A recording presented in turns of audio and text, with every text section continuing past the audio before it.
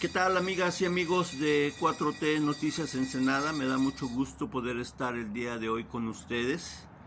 Y bueno, de manera inicial me gustaría hacer un planteamiento que espero tenga la comprensión y el apoyo de todos ustedes.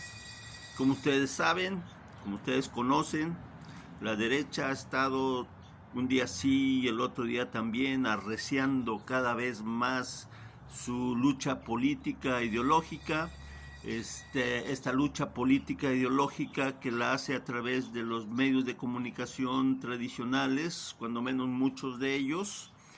Todos sabemos, todos vemos que la hacen utilizando las falsas noticias, la mentira y el engaño. Entonces, para nosotros ha sido importante construir proyectos emergentes, proyectos alternativos que puedan ir contrarrestando en la medida de su tamaño, de su pequeñez, este tipo de notas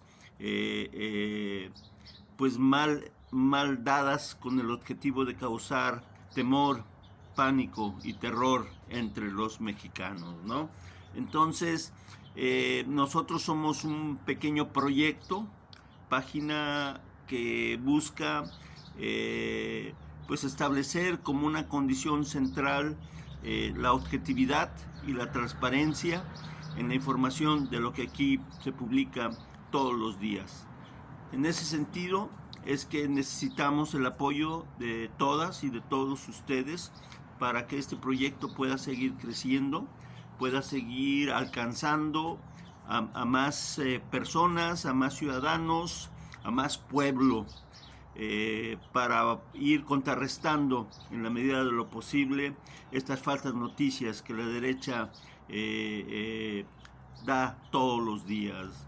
Entonces, en ese sentido, les pedimos su apoyo para que le den like a nuestra página, para que si gustan hagan comentarios en la misma, y también muy importante que nos ayuden compartiendo la información que aquí se proporciona con el esfuerzo del equipo que está atrás de la página 4T Noticias Ensenada.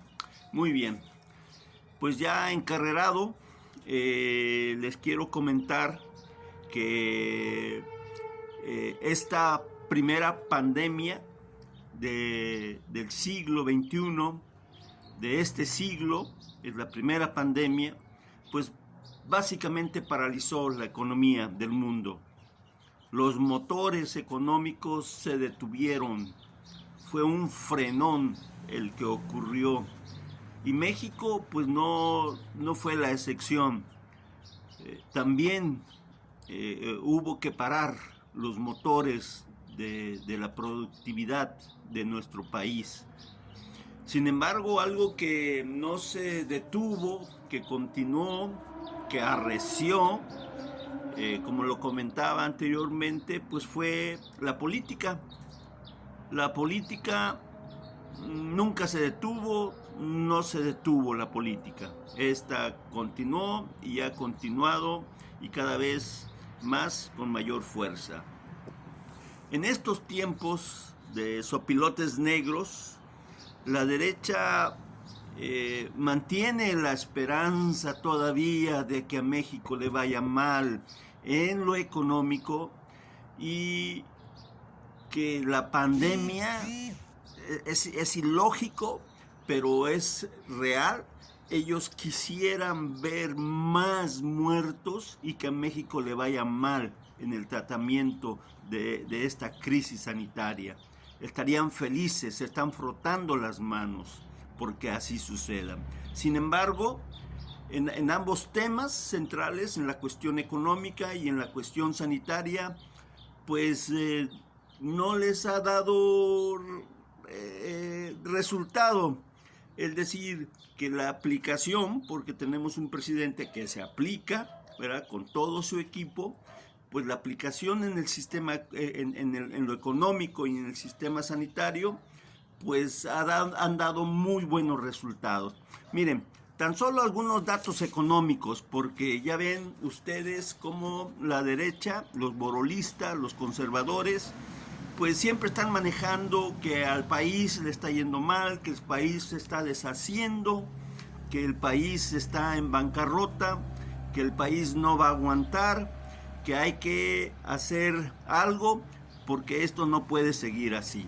Esos son los argumentos que presenta la derecha. Pero van aquí algunos datos económicos que me parecen relevantes para que ustedes se formen un criterio, una opinión de cómo está al día de hoy la economía en México. Veamos algunos datos económicos. Por ejemplo, el salario contractual nominal creció 4.7%.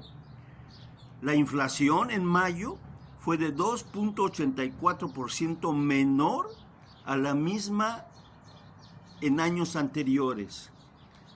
Cuando menos en 4 años anteriores fue menor. Los precios al productor se han mantenido estables durante el mes de mayo. Se produjeron 22.119 nuevos vehículos que fueron mayor en términos de producción que el mes pasado, ¿no? La tasa líder de CETES bajó a 5.15%. El peso se está recuperando de manera acelerada frente al dólar y el tipo de cambio al día de ayer cerró en 21.59 unidades por dólar.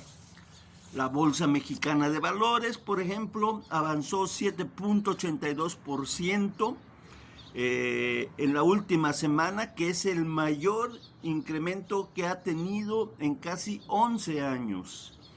La mezcla mexicana superó ya los $30. El día de ayer cerró en $34.77 por barril después de que estaba prácticamente en cero. Las remesas que nuestros paisanos que se encuentran en el otro lado hacen a la economía de México, mandando esta cantidad importante de recursos económicos que va directamente a la economía de abajo, pues ha mantenido también un importante nivel de crecimiento. Hasta el día del mes de mayo, en este cuatrimestre, 12.100 millones de dólares se ha inyectado por este esfuerzo que están haciendo nuestros paisanos en los Estados Unidos a nuestro país. El índice, también es otro dato, el índice de inversión extranjera en nuestro país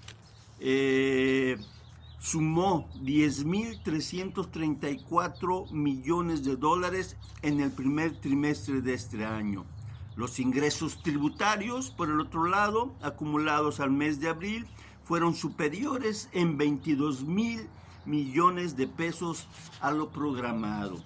Así pues, en términos económicos, pues la economía va avanzando, el motor económico está reactivándose, respetando las disposiciones sanitarias de la Secretaría de Salud, y pues la economía está avanzando.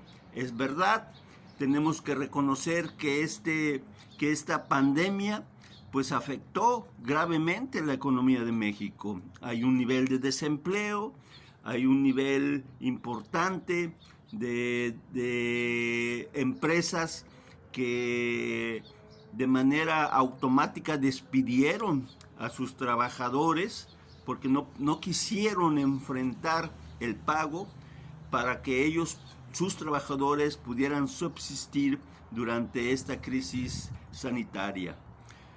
En este tema ya entrando, quiero decir que en cuanto al manejo de la crisis sanitaria, me parece que es un manejo que ha sido responsable, que ha sido un manejo adecuado y que ha sido un manejo que ha dado hasta hoy los resultados de la estrategia de aplanar la curva de contagios y de muertos en nuestro país.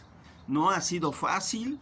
Yo creo que fue promisorio que hasta antes del mes de diciembre, y en diciembre mismo todavía veíamos al presidente recorriendo el país, observando a detalle cómo se encontraba el sistema hospitalario y de salud en nuestro país, y pues fue muy claro con los mexicanos cuando nos informó que el sistema de salud en México estaba prácticamente abandonado, estaba prácticamente deshecho, porque se había privilegiado la privatización de la salud pública y se había dejado todo el sistema hospitalario que se creó en los años 60, 70 en nuestro país. Prueba de ello son los 326 hospitales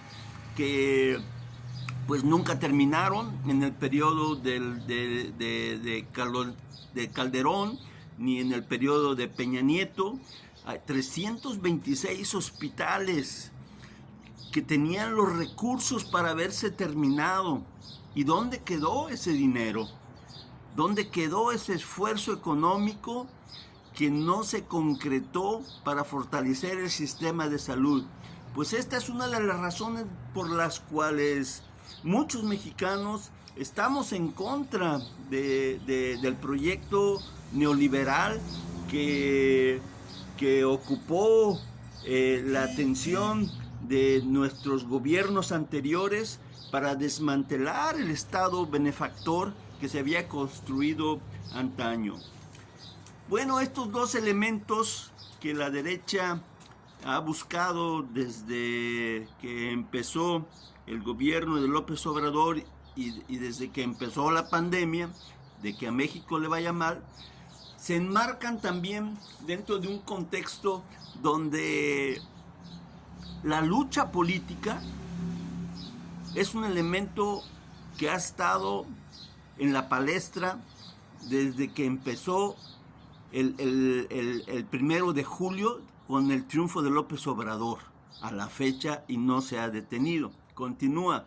Pero vamos, lo que yo quiero expresar aquí es que de alguna manera esta lucha es una lucha en donde el pueblo mexicano está demostrando que ha venido avanzando en su concientización y en su nivel político. Miren, estamos nosotros viviendo un momento importante en la historia de nuestro país.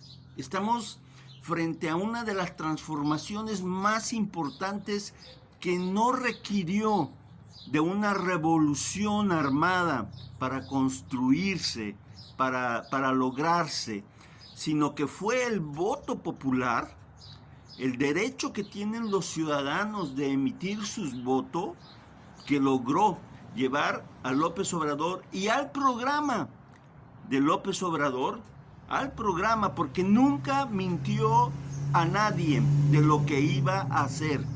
Este programa es el programa que se está ejecutando, que se está llevando a cabo, y eso fue muy claro desde un principio en su aplicación y en lo que se iba a hacer. Miren, entonces aquí lo que tenemos es, pues, que requerimos, quienes nos llamamos obradoristas o que somos simpatizantes de este gobierno de la 4T, y que no necesariamente tienen que ser morenistas, ¿verdad? Los llamamos a que apoyemos, ayudemos, defendamos a la cuarta transformación, pero yo llamo a una defensa en el terreno político, en el terreno de las ideas, en el terreno del debate, porque evidentemente la derecha no tiene una argumentación política sólida y no tiene un programa que pueda mover a México hacia su ruta que ellos han venido queriendo imponer, que es volver a lo mismo que antes teníamos.